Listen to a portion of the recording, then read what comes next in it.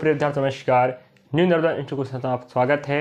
हम आपके लिए हिंदी का जो कड़ी चल रहा है उसमें हम आपको 2-3 अध्याय करवा चुके हैं और हमारा चल रहा था, पिछला वीडियो था समास, जिसमें हम आपको समास की परिभाषा, समास के बारे में, समास क्या होता है, समास के कितने भेद होते हैं, सब बता चुके हैं। अब हम आज इस वीडियो में क्या करना चाह रहे हैं, आपको समास के भेद बताएंगे, उसके बाद समास का भेद और समास की परिभाषा, समास की पहचान कैसे करना है और उसके साथ साथ उदाहरण, जिससे आपको पेपर में कोई दिक्कत नहीं होनी चाहिए इस अध्याय को पेपर में बनाने में। चलिए देखते हैं। तो हम पहला समास ले रहे हैं जिसका नाम क्या है, अव्ययीभाव समास। हम क्या करेंगे, जो सेकंड नंबर का समास होता है तत्पुरुष समास, जिसको क्या करना है, हम बाद में पूरा इसको जो भेद होते हैं उसको भेद सहित अलग पढ़ाएंगे। तो क्या करना है आपको, सेकंड नंबर का जो समास है तत्पुरुष समास, उसको बाद में पढ़ाया जाएगा।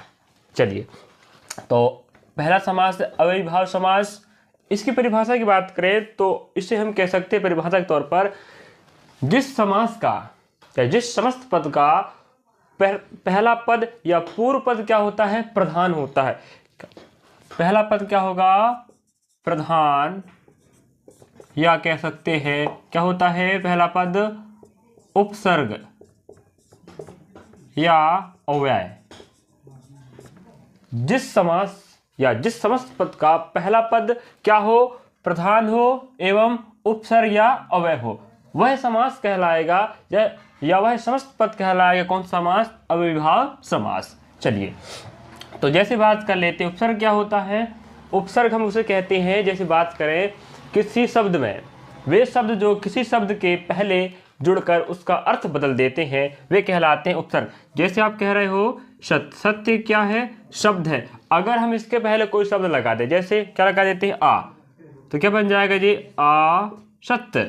क्या बन गया, आ सत्य बन गया, नहीं। हाँ, तो हम कह सकते हैं कोई शब्द है जिस शब्द के पहले, वे शब्द जो किसी शब्द के पहले लगकर उसका अर्थ बदल देते हैं। हम क्या कर रहे थे, आपको दिए क्या, सत्य, इसके पहले आप क्या लगा दी, आ, तो क्या हो गया, वो असत्य हो गया। तो सत्य अलग होता है, सत्य मतलब सही कह सकते हो, और असत्य मतलब क्या होता है, गलत। तो भाई ऐसे शब्द जो किसी शब्द के पहले लगकर उसका अर्थ बदल देते हैं वे कहलाते हैं उपसर्ग। और अव्यय ऐसे शब्द होते हैं जिनका हम खंडन करेंगे, तो खंडन करने के बाद जो पद बनेगा अलग अलग, उन प्रत्येक पदों का जो अर्थ होता है वो अर्थ नहीं निकलता, वे शब्द कहलाते हैं अव्यय शब्द। ठीक है, अव्यय शब्द। चलिए, अब हम देखते हैं क्या पढ़े आपने परिभाषा, ऐसे पद या समस्त पद जिनका पहला पद क्या होगा, प्रधान होगा या एवं पहला पद उपसर्ग या अव्यय होगा। उपसर्ग क्या होता है आप सुन चुके हैं, उसी प्रकार अव्यय क्या होता है आप देख चुके हैं, सुन चुके हैं। ठीक है, अब हम लेते हैं पहचान की बात करें, तो पहचान की हम बात करते, हम कह सकते हैं जैसे हर, प्रति, या, अथा,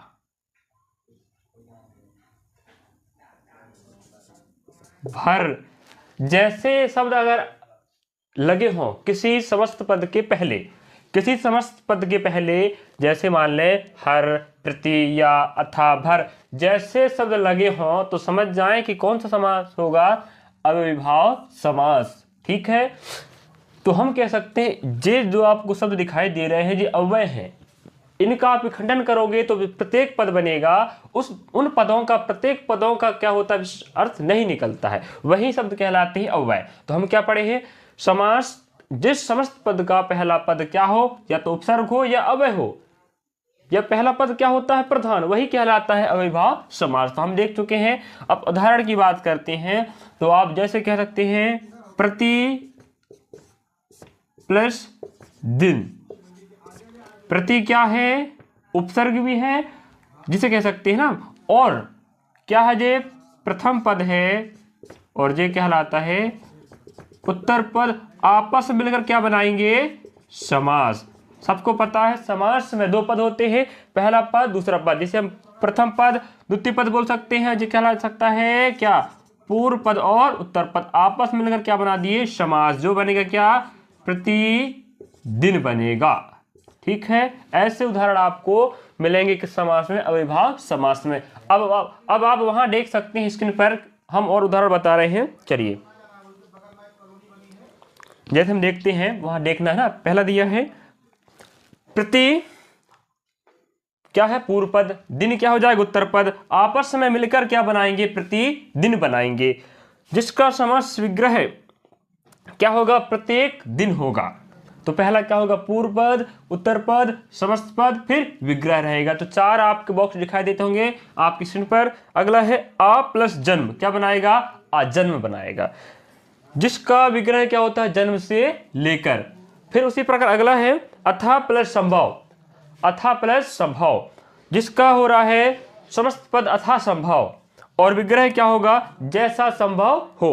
अब हम देखते हैं अगला अनु प्लस रूप, जिसका समस्त पद क्या बनेगा अनुरूप, और विग्रह क्या होगा रूप के योग। अगला है भर प्लस पेट, भर पूर्व पद है, पेट उत्तर पद है, आपस में लगा क्या बना है समस्त पद या समासिक पद जो बन रहा है भर पेट, जिसका विग्रह क्या होता है पेट भर के होता है। अब अगला लेते हैं हम उदाहरण, देखना स्क्रीन पर आप लोग, प्रति प्लस कूल क्या बनेगा प्रतिकूल, जिसका अर्थ होता है विग्रह होगा इच्छा के विरुद्ध।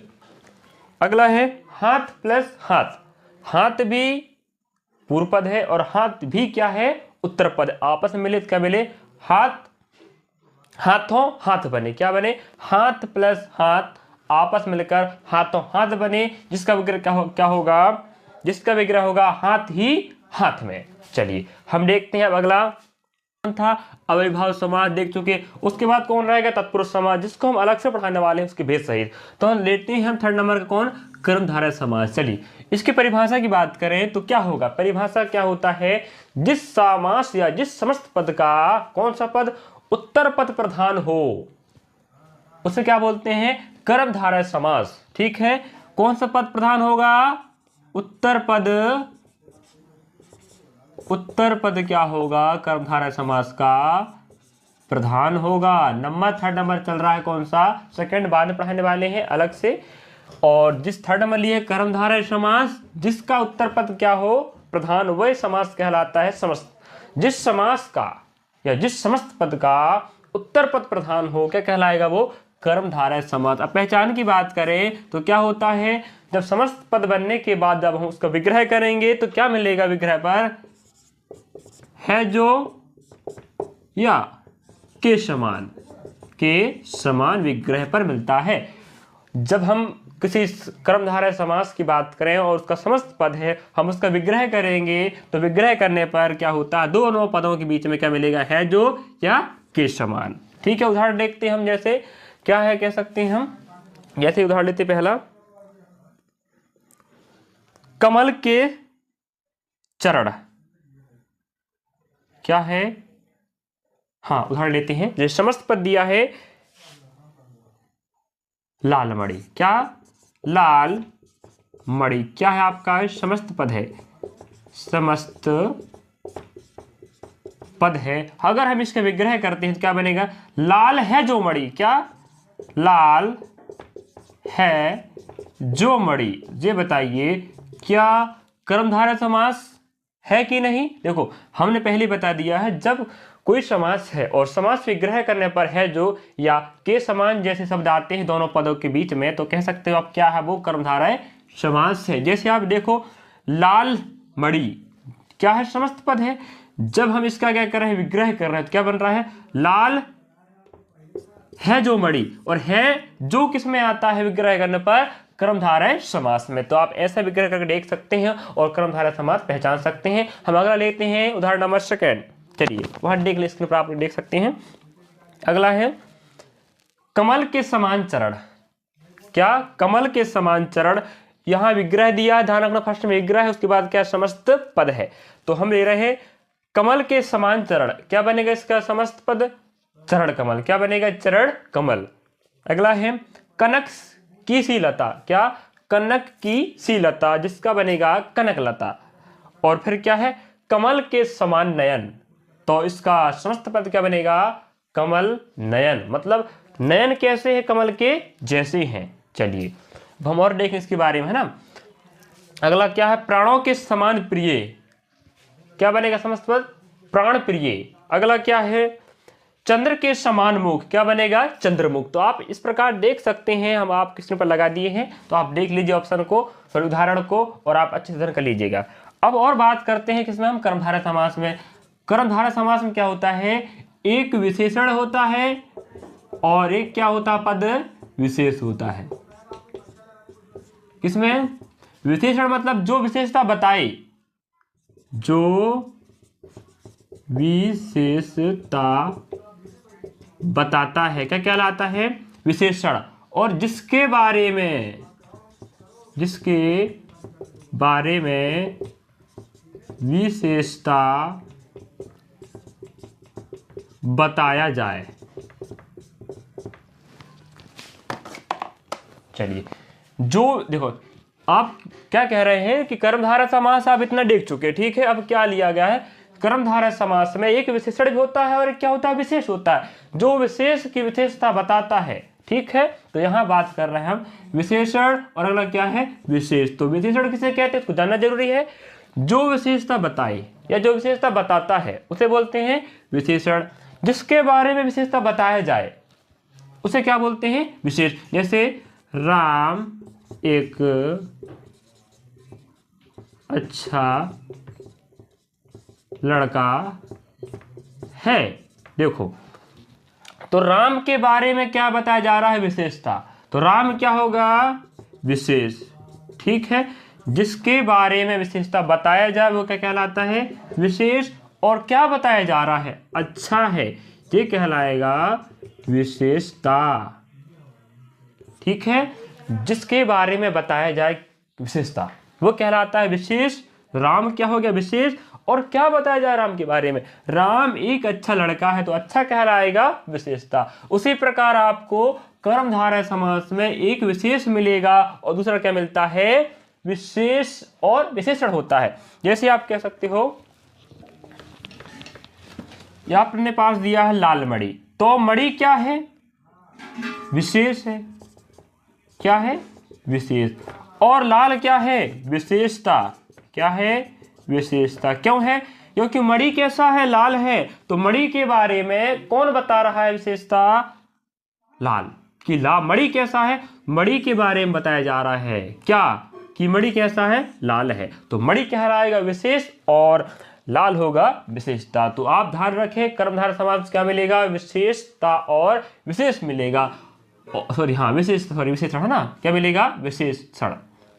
तो अपने पास क्या दिया है? विशेषण को हम क्या बोल सकते हैं? उपमान भी बोल सकते हैं। क्या? उपमान भी बोला जाता है। और विशेष कहलाता है उपमेय, ठीक है। तो एक विशेष मिलेगा और एक क्या मिलेगा? विशेषता। तो विशेषता क्या? अच्छा, हम इसे क्या बोल सकते हैं? विशेषण भी बोल सकते हैं। चलिए अब लेते हैं थर्ड नंबर क्या होगा? कर्मधारय समास। चौथा नंबर क्या है?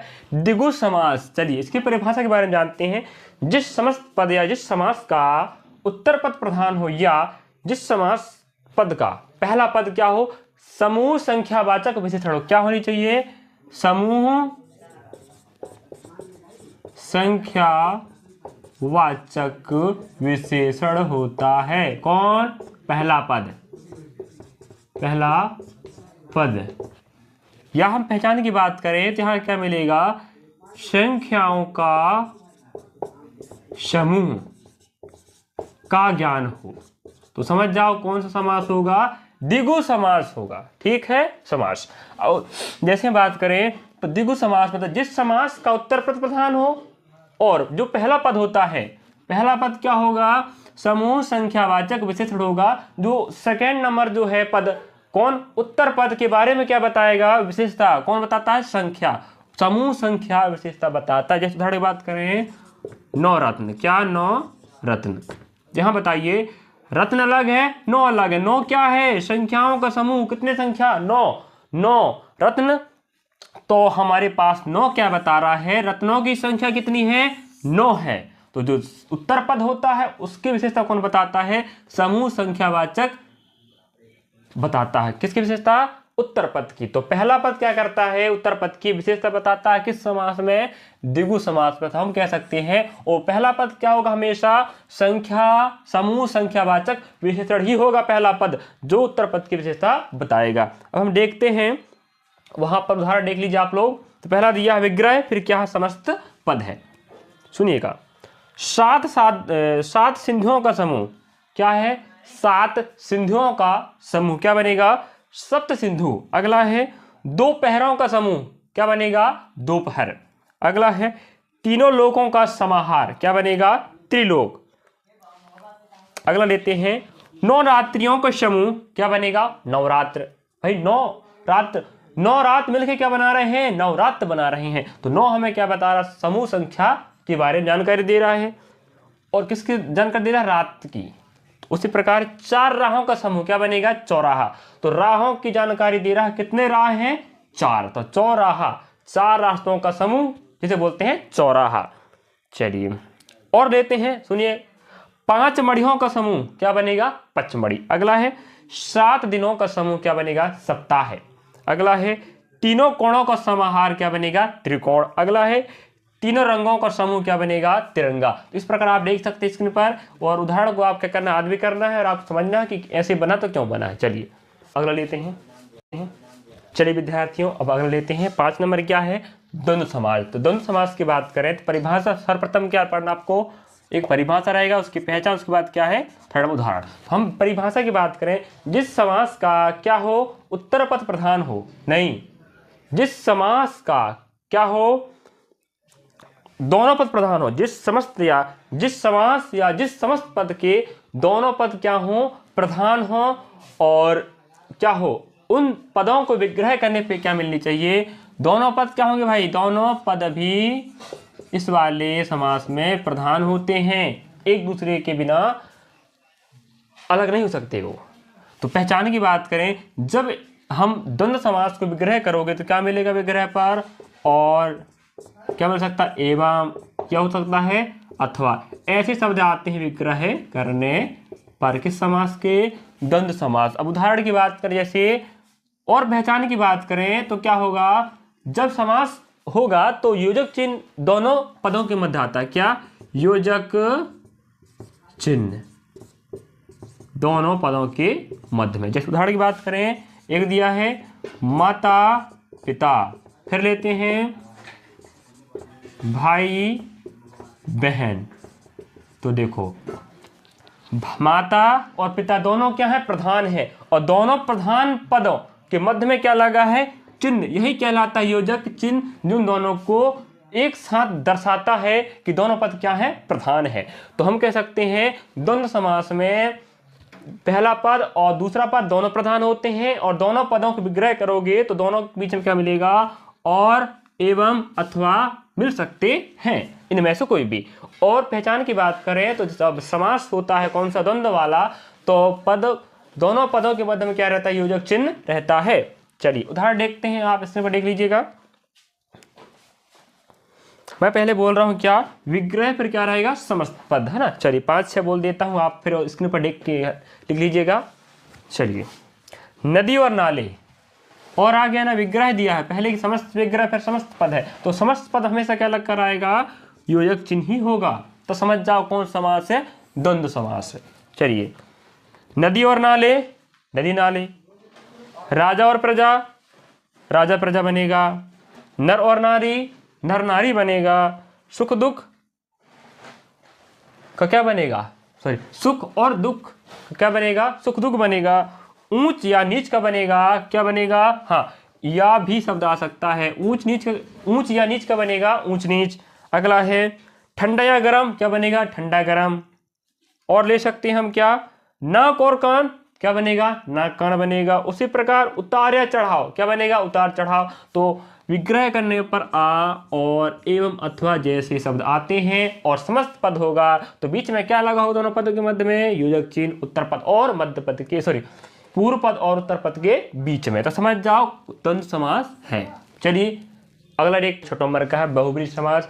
तो हम पहले लिखते हैं क्या? परिभाषा, फिर पहचान, फिर उदाहरण। तो परिभाषा की बात करें, जिस समास के दोनों पद अप्रधान हो, दोनों पद आपस में मिलकर किसी अन्य पद की ओर क्या करें? संकेत करें, या किसी अन्य चीज के बारे में जानकारी दें, उससे हम वहां कौन सा समास मिलने वाला है?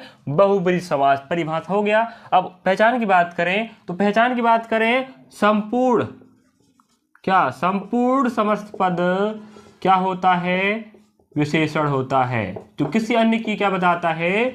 विशेषता बताएगा। कौन सा? संपूर्ण पद। संपूर्ण समास या समस्त पद विशेषण होता है, जो किसी अन्य की क्या बताता है? विशेषता बताता है। और दोनों पद आपस मिलकर क्या बताएंगे? किसी अन्य पद की विशेषता। ध्यान रखें। उदाहरण की बात करें, जैसे हम बात कर लेते हैं लंबोदर। क्या? लंबोदर। लंबोदर एक समस्त पद है और यही क्या है? बहुब्रीहि समास का उदाहरण है। विग्रह करेंगे तो क्या बनेगा? लंबा है उदर जिसका, अर्थात क्या होता है? गणेश। क्या होता है? गणेश। तो हम कह सकते हैं लंबोदर अपने आप में क्या है? संपूर्ण समस्त पद क्या होता है? विशेषता। तो लंबोदर यह क्या है? समस्त पद है और यही क्या है? विशेषण है, जो किसकी विशेषता बताएगा? किसी अन्य पद की। तो किसकी विशेषता बता रहा है? गणेश की। तो हम कह सकते हैं लंबोदर एक समस्त पद है और यही क्या है? एक विशेषण है और जिसका विग्रह क्या बन रहा है? लंबा है उदर जिसका। लंबा मतलब होता है लंबा, उदर मीन्स क्या होता है? पेट। तो जिसका पेट लंबा है हम किसे ही कहते हैं? जिसके बारे में कहा गया है वो है गणेश। तो भाई लंबोदर एक विशेषण है जो विशेषता बता रहा है गणेश की। तो हम कह सकते हैं लंबोदर दो पदों से मिलकर बना है, दोनों अप्रधान हैं और दोनों पद मिलकर किसी अन्य पद को इंगित कर रहे हैं, अर्थात विशेषण कौन है? लंबोदर, जो किसकी विशेषता बता रहा है? गणेश की। चलिए अब उदाहरण देख सकते हैं स्क्रीन पर आप लोग। मैं 2-4 पढ़ दे रहा हूं, आप स्क्रीन पर देख लीजिए और पढ़ लीजिए, है ना। लंबोदर क्या बनेगा? लंबा है उदर जिसका, समस्त पद, फिर विग्रह रहेगा। अगला है दशानन। 10 आनन है जिसके। 10 मतलब होता है 10, आनन मीन्स क्या होता है? सिर। जिसके 10 सिर है अर्थात कौन होता है? रावण। अगला है चक्रपाणी। चक्र है पाणी में जिसके। चक्र है पाणी में जिसके। चक्र मतलब होता है जो आप देखो कृष्ण भगवान वाला जो गोल गोल सर्कल वाला होता है उसे बोलते हैं चक्र। और पाणी मतलब पाणी मीन्स होता है या तो कहते हैं हाथ। तो जिसके हाथ में क्या है? चक्र है, अर्थात कौन? विष्णु। अगला है चतुर्भुज, मतलब 4 भुजाएं हैं जिसकी, वो कौन है? अर्थात होता है विष्णु। अगला है महावीर। महान वीर है जो, कौन? अर्थात कौन? वीरों में जो क्या हो? महान, उसे बोलते हैं महावीर, अर्थात कौन है? हनुमान। चलिए अगला देखते हैं निशाचर, जिसका समस्त विग्रह विचरण करने वाला। क्या? निशा में विचरण करने वाला, अर्थात होता है क्या होता है? राक्षस। तो मैं 1-2 छोड़ के आपको बता दिया हूं, आप स्क्रीन पर लिख लीजिएगा और अपने कॉपी में बता लीजिएगा नोट्स ग्रुप पे। चलिए आगे देख लेते हैं। हमने जैसे आपको बता दिए हैं पहला, तीसरा, चौथा, पांचवा, छठा समास। तो सेकंड नंबर का जो समास आता है तत्पुरुष समास, उसको हम छोड़ दिए थे। उसमें आपको हम बताना चाह रहे थे उसका भेद थोड़ा अलग होता है, जिसके कारण हम उसको अलग ले रहे हैं। तो सेकंड नंबर का समास तत्पुरुष समास, जिसको हम अलग पढ़ा रहे हैं। चलिए देखते हैं। तो सेकंड नंबर जो समास था उसका नाम क्या है? तत्पुरुष समास, जिसके कितने भेद होते हैं? 6 भेद। हम 6 भेद जानेंगे। आप पहले या पिछले वीडियो देख चुके हो, जो नहीं देखा तो कृपया करके पिछले वीडियो का अवलोकन कर लीजिए, जिससे आपको आगे जो वीडियो बन रहे हैं दिक्कत नहीं होगी समझने में। चलिए हम पहली बात करते हैं इसकी परिभाषा रहेगा, फिर क्या रहेगा? फर्स्ट नंबर परिभाषा। सेकेंड रहेगा पहचान कैसे करें, तीसरा क्या रहेगा? उदाहरण। हम सभी समासों को उदाहरण देखे हैं, परिभाषा देखे, पहचान देखे, उदाहरण देखे। तो मेन जरूरी क्या है? परिभाषा तो ठीक है, कोई दिक्कत नहीं है, पहचान बननी चाहिए और आपको उदाहरण बननी चाहिए, बहुत जरूरी है। पहचान कैसे करोगे? क्योंकि ऑप्शन में आपको बोलेगा दिया गया जो भी प्रश्न रहेगा किस समास का है या कौन सा समास है, तो आपको पहचान बननी चाहिए उदाहरण सहित। चलिए अब पहली बात, तत्पुरुष समास के 6 भेद होते हैं। समास की परिभाषा की बात करें तो क्या होता है? जिस समास का कौन सा पद प्रधान हो? जिस समास का उत्तर पद क्या हो? प्रधान हो। हम पहले ही पढ़ा चुके हैं फर्स्ट वीडियो में शायद। चलिए, जिस समास का प्रथम पद या पूर्व पद प्रधान हो और उससे हम क्या बोल सकते हैं? तत्पुरुष समास। या 2 पदों के मध्य में स्थित कारक चिन्ह या विभक्ति चिन्ह के लोप से बने समस्त पद को हम क्या बोलते हैं? तत्पुरुष समास बोलते हैं या तत्पुरुष समस्त पद बोलेंगे। ठीक है। उदाहरण की बात करें, जैसे बोल दिया है, उदाहरण है राजा का पुत्र। यहां तत्पुरुष समास के जो भेद बनते हैं वो कारक के आधार पे बनते हो। और हमने फर्स्ट वीडियो में क्या पढ़ाया है, कारक पढ़ाया है, तो आप कारक बनेगा तो समास बनेगा, पहले ही बता चुके थे। चलिए, तो यहाँ दिया है राजा का पुत्र, उदाहरण की बात करें तो क्या है यहाँ पर, क्या क्या है, कारक चिन्ह है। ठीक है, तो हम कह सकते हैं जब समस्त पद का निर्माण होता है तो क्या होता है, क्या बनता है, राजपुत्र बनता है। तो आप कह सकते हो जब समास विग्रह होगा तो हमें समस्त पद में, जब समास का विग्रह होता है तो हमें क्या दिखाई देता है, कारक चिन्ह प्रकट होगा।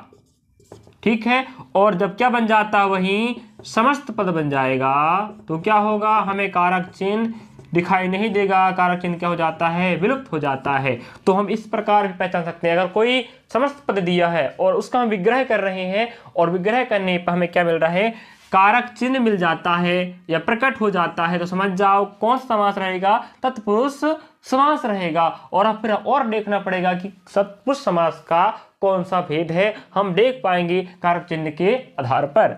अब उसी प्रकार अगर हम उसका समस्त पद का विग्रह दिया है और विग्रह करने के बाद हम उसे समस्त पद के रूप बना रहे हैं, अगर बनाने के बाद कारक चिन्ह की विलुप्ति हो जाती है तो वहां भी क्या रहेगा, तत्पुरुष समास रहेगा। लेकिन देखना पड़ेगा कि कौन सा कारक चिन्ह था समस्त विग्रह में और समस्त पद बनने में वो विलुप्त हो गया है, जिसके आधार पर हम कह सकते हैं कि तत्पुरुष समास का 1 2 3 4 5 नंबर का भेद हो सकता है। चलिए, अब हम देखते हैं फर्स्ट नंबर का होते हैं और एक भेद होता है 7 नंबर का, जिसे बोलते हैं ना समास। इसको पढ़ना है, ठीक, ध्यान रखें। तो हम अभी 6 भेद पढ़ रहे हैं, कर्म, करण, संप्रदान, अपदान, संबंध और अधिकरण। इनके बारे में पहले ही बता चुके हैं, आप पिछली वीडियो में जाकर देख सकते हैं। फर्स्ट नंबर वीडियो में हिंदी के कारक वाले समास का फर्स्ट नंबर का जो टॉपिक वाला वीडियो बना उसमें आप इसके बारे में जाके देख सकते हैं। चलिए, अब पहले समास की बात कर, कौन सा, तत्पुरुष समास का पहला भेद क्या होता है, कर्म तत्पुरुष समास या द्वितीय तत्पुरुष समास कहते हैं। द्वितीय इसलिए बोलते हैं क्योंकि कर्म का क्रमांक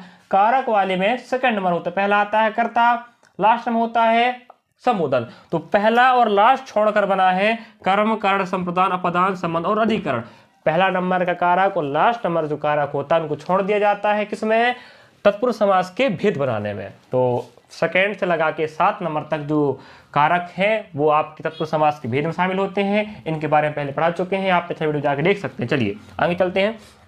तो कर्म या द्वितीय तत्पुरुष समास की बात करें तो कारक चिन्ह के रूप में को मिलनी चाहिए। यहाँ पर अगले बार करण वाले में से के द्वारा, संप्रदान में को के लिए और अपदान में से मिलनी चाहिए और संबंध में का की के रारी मिलना चाहिए और अधिकरण में या सप्ती में क्या मिलना चाहिए, में पर। तब हम कह सकते हैं कि ये समास है तत्पुरुष समास के भेद। चलिए अब देखते हैं पहले नंबर का, हम बात करते हैं कर्म समास की या कर्म तत्पुरुष समास या द्वितीय तत्पुरुष समास की बात करते हैं। जैसे गगन को चूमने वाला, देखो गगन को चूमने वाला, तो गगन को चूमने वाला को मतलब क्या होता है, कौन समास कह सकते हो आप, कर्म। तो को क्या होता है, किसका, कर्म कारक का क्या सिंबल होता है, तो को मिल गया तो हम कह सकते हैं कि गगन को चूमने वाला क्या बनेगा, गगन को चूमने वाला क्या है, समस्त विग्रह है, तो समस्त पद क्या बनेगा, गगन चुंबी। तो हम कह सकते हैं गगन चुंबी क्या है, कर्म तत्पुरुष समास या द्वितीय तत्पुरुष समास है कारक चिन्ह के आधार पर।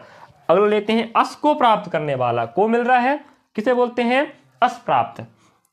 चिड़ियों को मारने वाला क्या बनेगा, चिड़ी मार। अगला है ग्राम को गया, तो क्या बोलेंगे, ग्रामगत। अगला क्या है, रथ को चलाने वाला, तो इसका समस्त पद क्या बनेगा, रथ चालक। अगला क्या है, जैब को कतरने वाला, जैब को कतरने वाला, को आ गया मतलब कर्म, किसे बोलेंगे, जैब कतरा। उसी प्रकार अगला लेते हैं सेकंड नंबर का करण, तो करण तत्पुरुष समास होगा तो क्या मिलेगा, विग्रह पर से या के द्वारा। देखते हैं उदाहरण के रूप में, करुणा से पूर्ण, हाँ से आ गया ना, तो कौन समास होगा, करण तत्पुरुष समास या तृतीय तत्पुरुष समास होगा। समास के 6 भेद में एक। तो करुणा से पूर्ण क्या बनेगा, करुणा पूर्ण बनेगा। अगला है भय से आकुल, क्या बनेगा, भयाकुल। रेखा से अंकित क्या बनेगा, से आ गया रेखांकित। अंग देखते हैं, पद से दलित क्या बनेगा, पद दलित। मन से चाहा तो क्या बनेगा, समस्त पद मन चाहा। इस प्रकार आप वहां स्क्रीन पर देख सकते हैं और पढ़ सकते हैं। अगला लेते हैं थर्ड नंबर का संप्रदान, संप्रदान तत्पुरुष समास होगा तो विग्रह पे क्या मिलेगा, को के लिए, तो समझ जाओ तत्पुरुष समास है कौन सा नंबर का, संप्रदान या चतुर्थी तत्पुरुष समास। चलिए कर्म देख लिए, कर्ण देख लिए। कर्ण में क्या मिलनी चाहिए, सी के द्वारा। संप्रदान क्या मिलनी चाहिए, थर्ड नंबर का को के लिए देखते हैं। प्रयोग के लिए शाला, तो के लिए आ गया ना, प्रयोग के लिए शाला, तो के लिए कहाँ मिलेगा, संप्रदान में। तो कह सकते हो संप्रदान तत्पुरुष समास होगा। जैसे प्रयोग के लिए शाला तो क्या बनेगा, प्रयोगशाला। उसी प्रकार स्नान के लिए घर, स्नान घर बनेगा। अग्ग के लिए शाला, अग्गशाला बनेगा। देश के लिए भक्ति, देशभक्ति बनेगा। तो के लिए आ रहा है तो समझ जाओ क्या है, संप्रदान तत्पुरुष समास है या चतुर्थी तत्पुरुष समास है। चलिए अगला लेते हैं चौथे नंबर का। अपादान में क्या मिलने वाला है, से, या अपादान तत्पुरुष समास या पंचमी तत्पुरुष समास के बारे में जानते हैं उदाहरण से। चलिए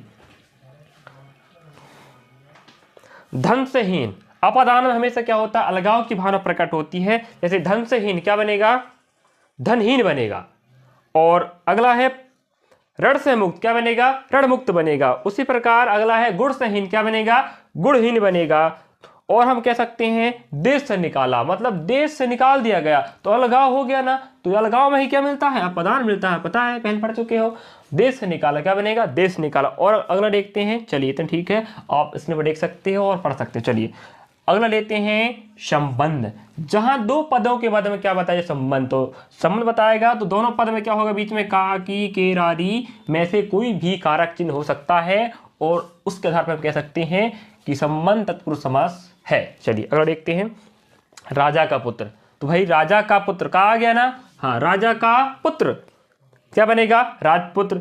अगला देश की रक्षा, की आ गया, देश की रक्षा क्या बनेगा, देश रक्षा। अगला है राजा की आज्ञा, की आ गया तो क्या बनेगा, राज्याज्ञा। अगला है शिव का आलय, क्या बनेगा, शिवालय। उसी प्रकार राजा का कुम्हार क्या बनेगा, राजकुमार। तो का आ गया, तो का ही क्या बता रहा है, संबंध के बारे में बता रहा है। तो हम कह सकते हैं उदाहरण किसके, संबंध तत्पुरुष समास या षष्ठी तत्पुरुष समास के उदाहरण है या भेद है।